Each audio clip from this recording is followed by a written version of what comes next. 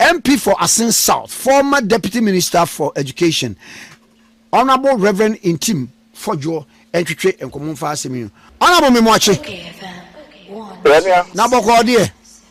Ebenezer, then I'm the Adronio. Mamma, the daily graphic is say teacher training allowance to go. Government pledges enhanced student loan scheme. Education Minister hints. Honorable Haruna Idrisu and Wamadia Tuja. And Komoya to say, you were for the memo, I do agree. I'm maintaining for Fiona Nase, Mitinia Bounce to Milko, Mitiano. Now, a bra appointment is a bar, and I'm here about body ma, Honorable Haruna Idrisu. May we send the very best sunset. We have said they want to turn over the years.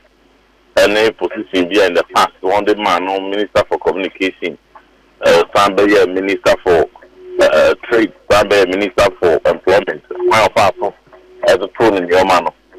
So do one any Emma, do one after nothing. It's an enna and Penso, who makes your page drew and it all in it. Near being an answer, said a barbarian. I thought it was a good decision. And you know, maybe I pledge support to be a bad man. No one succeeded. No, I already said a bad man. Now, let be the most okay can be. Young fair, young Kosu is opening our presidential ambition.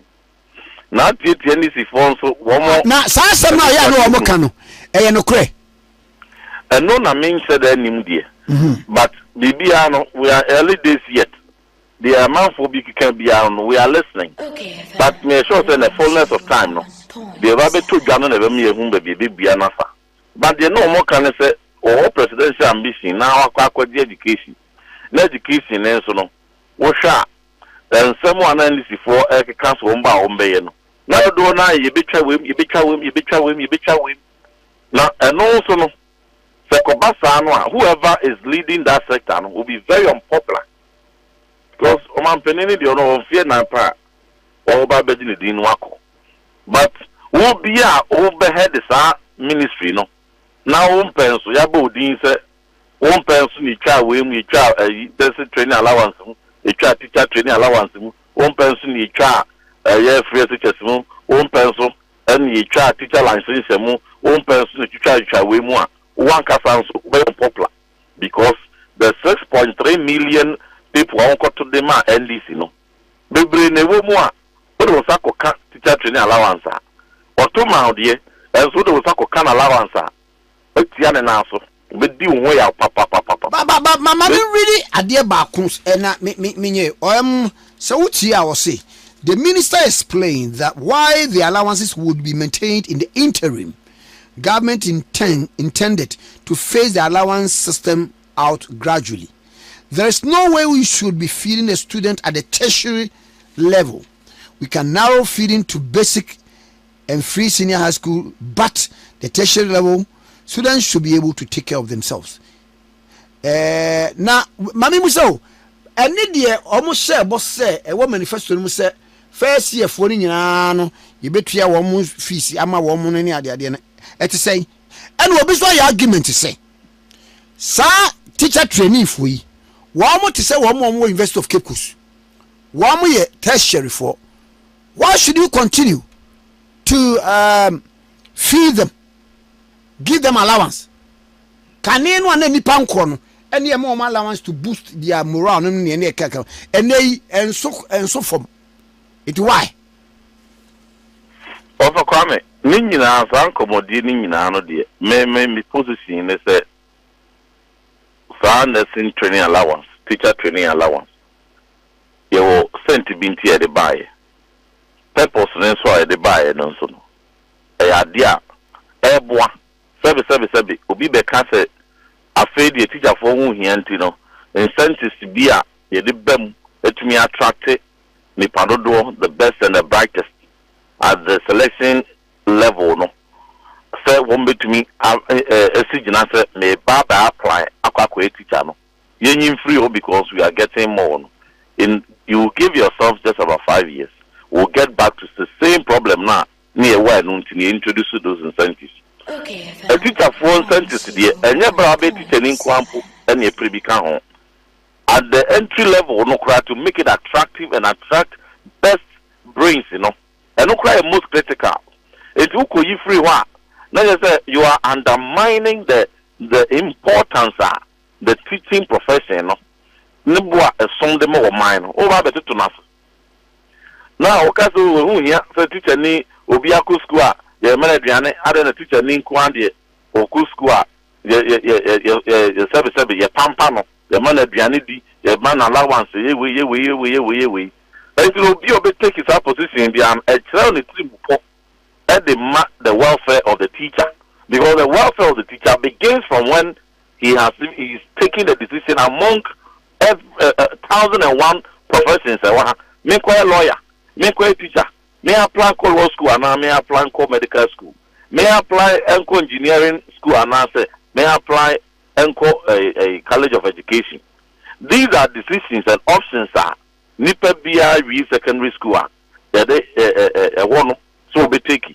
It is a nipa no the see 1 to 2 1 my main teacher training the college of education.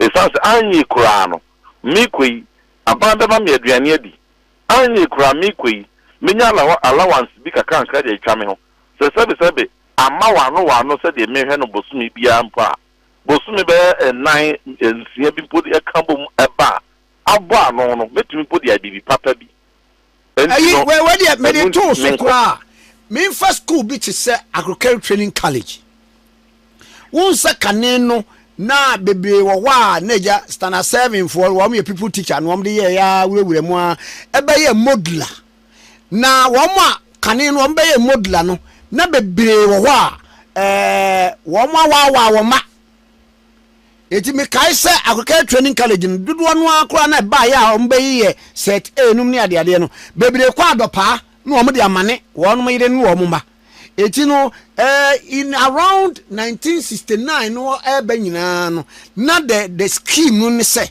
nipa no ankasa kura no we obi a waware wo man wo abusua enti ye man sa de no amana kam so that onyai sa akonu abe na watoa so awie training college no abeboa ama ne nyina so akọ enti metwase pa sa ofa enti timpo a de sase no di hia o mamu ha de bia se most of us we advocate say the edema teacher for the crown ebetumi a yenye bi nka ho emfama wo enti no se wontumi nye bi nka ho a de wo dada no wo sa metwetwam na no dan say a me no me bo me ti wo say me ma me ho some time answer me ma ndi sifo ahoma okay tete na ko wa de twene kakra nkra answer masase na se me wo constructive criticism bia me dia ba because just 1 month into their too early.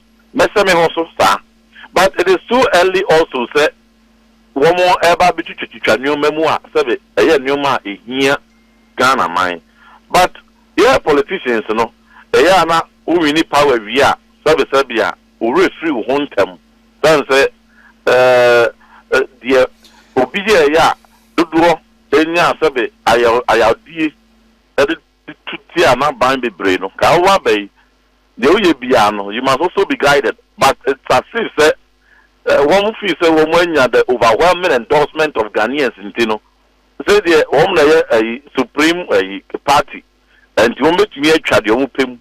But you must say the Mema foot you can mess the ama minia or no how that reason they say. Meaning so a principled man. And the group and pensubi not say buy a person you baby. Now, if you say, way, you should be bold and stand up. Because at the end of the day, no, one signature and a calculation, you may be answered. Who won any funny in a Bible front pages? Who ding about the bata? Those unpopular decisions are a bema, dodo, and ya a woman. Because Umasia affected almost every community in this country. Over a teacher. Mingi ni se krubia so ya police station ho ehun police ni ho enye krubia so na krubia se na behu hospital na clinic and church compound se ho now so in majority of the places no obehu se a school for ho a teacher for ho school ho one share and womasia and some and the decision be a bit take it piano a quetry pa a did more a pijao di quetry there say on popular so a say within 10 one. But I say student loan scheme now enhanced one no air bano. It will operate alongside with the training allowance no. The neck kakra no move facing off. Then I mean how it will work.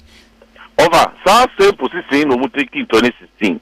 Say welcome Omampeni Mahama HR teacher training allowance nursing training allowance muka so we tertiary. The same argument were put for. Say on say or tertiary.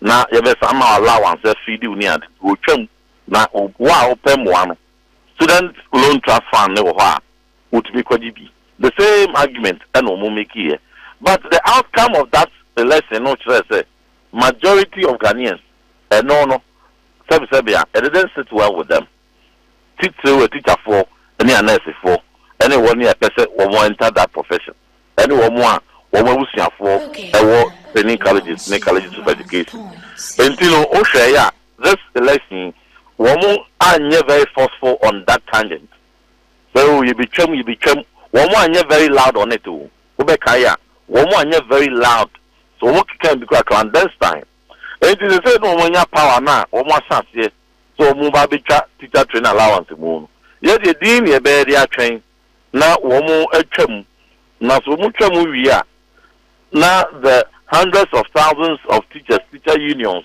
any 1 year school move for Asian any youth for one barber press one barber teacher for no will be there so mbeka e dey try ban also but it is also giving a signal say and enough amount for prediction be a one can say and this is for bar e umesia enyo mapa aboa ma e umesia apeja say pa amana apeja drum pempen so ayedui one more eba aba betwam in a way one more ebe dwane free a KBS omutua a KBS omogbo edcc umesua akoma body as omo de hwe umesua nanka konanim and the investment as egura umesua mo no and o ma be pe kwan bi atetete so entino omo de ba betwa enioma bi mu for instance people are very expectant say entino the one can say free SHS ne kra one ba one betwa body mu na akwede no people are also watching say they know what can one mean test not a mean test no you debate me ya so so hu asikafu meet me atua free SHS and say be any be for into no kwan ben so on be fa so dia ye na won ba be fa sa system ne so ayi ni padodo na esin chance we dey wa kotua na leze SHS na wo twam ebinu so e bisa say sa a good schools is category A schools Prempe Achimota and Wesley Girls Tamale Secondary need the account of Johnson no near there one more now the vice president Professor Jenana Opokwajima and the NPP NDC penny for Biki can say what the 1 years in saying every free SHS program nim na scafo mano akwa kutiako na school a form no one day akoye free no all these pronouncements are all making you know they are very eager to see how it will play out. People are also asking say national education forum one more at alpha professors and then in the for ahodo I think 8 weeks as a day to come out sir na sir consultations one ma be ni nyina. Is it going to be a charade and a disguise? Omo ede babe wura enwachi. Akwaku sma wo mwachi etwetwa nyoma bi bold. I said that the outcome no na be kire say okay yes and I make outcome no dey eba e be di hu komo but there amafu so these are the kind of anxieties because for consultation ya wo mo eken Professor Odru there is no major education policy or decisions or reviewer yet discuss ya yen obi say Professor Drew obi say Professor Smile DC obi say Dr. Sam Ewuku Dr. Sam Ewuku madam for pa Professor Smile DC madam for pa And you know, one more award that same committee, they were heavily part of our curriculum reform. One more education strategic plan, broad-based consultation. Edinya ni swading be for 12-year plan spanning from 2018 to 2030. Yeni omunyina kikahubi teacher unions, professors, ahodo, technical people, USID, UNICEF, UNESCO, TTEL, IPA, Education Watch. They say all these broad-based CSOs, any development partners, locally and international, any professors, ahodo, Ghana, Professor David say he was very instrumental in the STEM education STEM curriculum. We took his inputs. And then all the Director General for GES. And you know, all these professors consultation, all of them were involved. And the education strategic plan. Within the education strategic plan, one more policy, the best education mainstream and the tertiary. One Sanchez said, Asibia, young father watching see not for consultations, broad-based stakeholders, yes, I knew my drink, Embu compose and Pempensua drew, think the room, the Simukina, the CAB count. Every year, be consistently from 2018. Yeah, yes, sir, education, we had an hour trick and the Siho at the year. At the Frewon, Manone 4 Ghana 4, there be a one back. Everybody who matter in education, be back. You're using every year for policy review, policy reforms, to have papers, comprehensive presentation. And you know, what new thing are they going to suggest?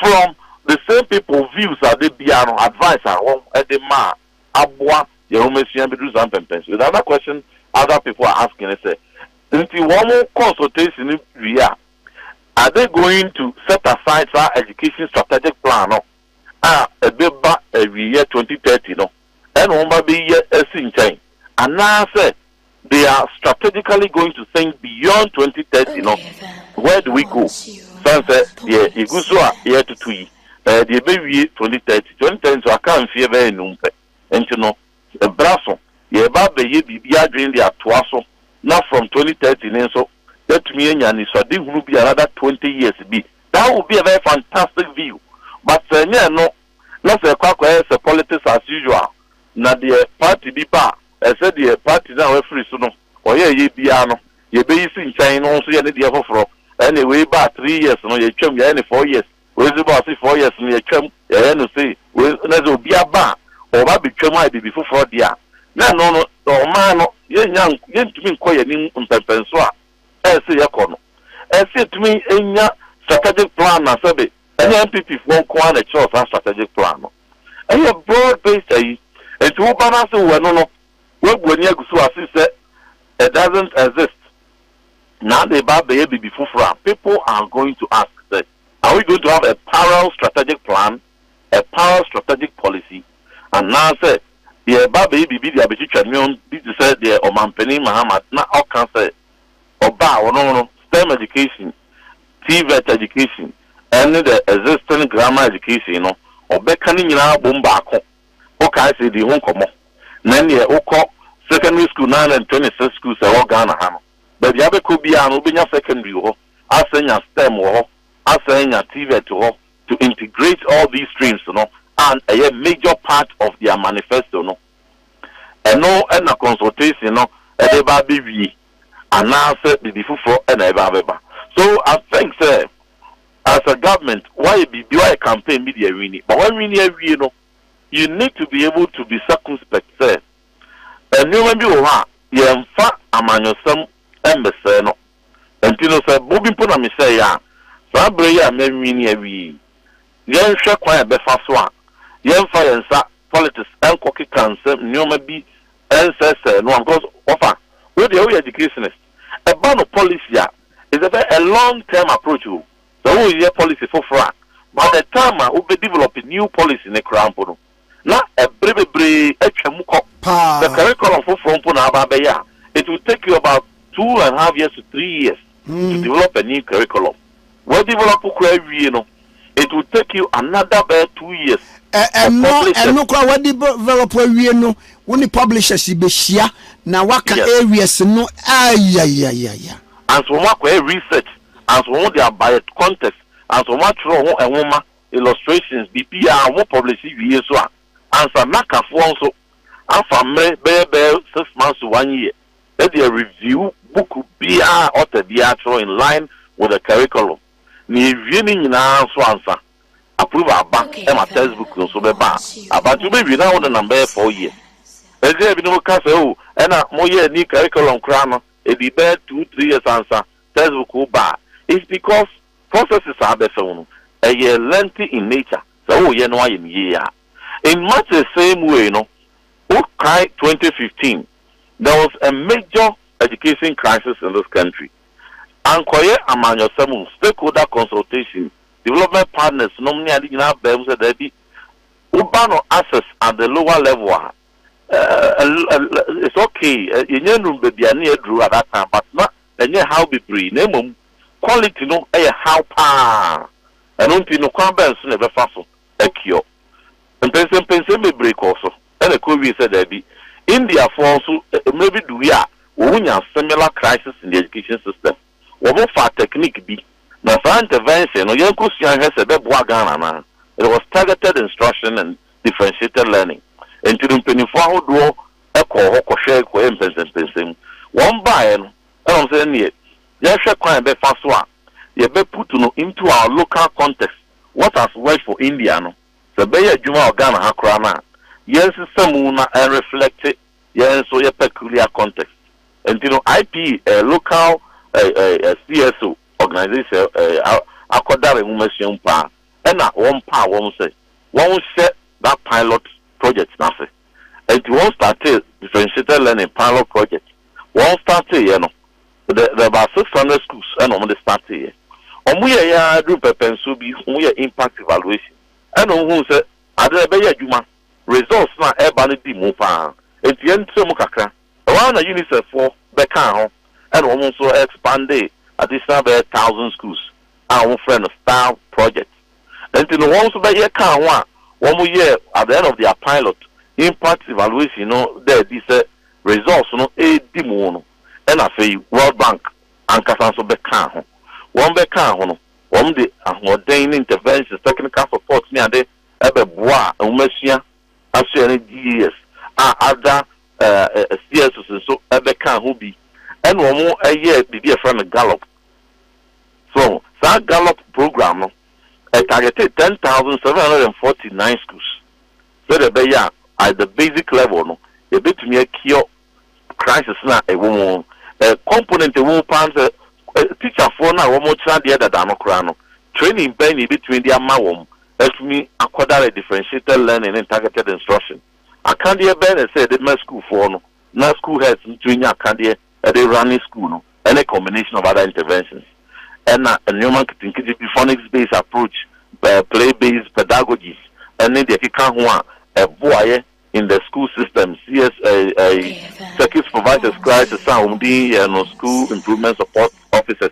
Nina, kakran, NPP buy and at that 2017, and that's our pilot project, a page up. Yet also, young man, and you say Mokina ye, and ye, midway, no, midline assessment by a demon. What bank for now? Then I hear Mother Ma NPP are buying this so moon, and the year become, you know, one take decisions here, and yes, idea 2025 crown. One by expanding on beyond pilots, no, I cover the whole basic schools, public basic schools, organ, they are going to extend that intervention. And no nationalistic way of looking at education. And the old man may say, me MPP, may buy me away from me, travel my way from me, travel my. Oh, be big, a baby home. Now I am all for it. Oh, be beer, or the baby home. I expanded access. I will never criticize you. I will rather support you to succeed. You also succeed here. Also, party very popular there, but they're going to at the corner. But Sankobasa, Nakweso said, yes, so yeah, if we maybe before. and now said the papa be a order dano. Young cose stakeholder for neutral for BH, the information chemua, and no, and a Magana for a buafu. Alamani, Mamenasi. Yo, Medasi. Yes, yeah, that's it.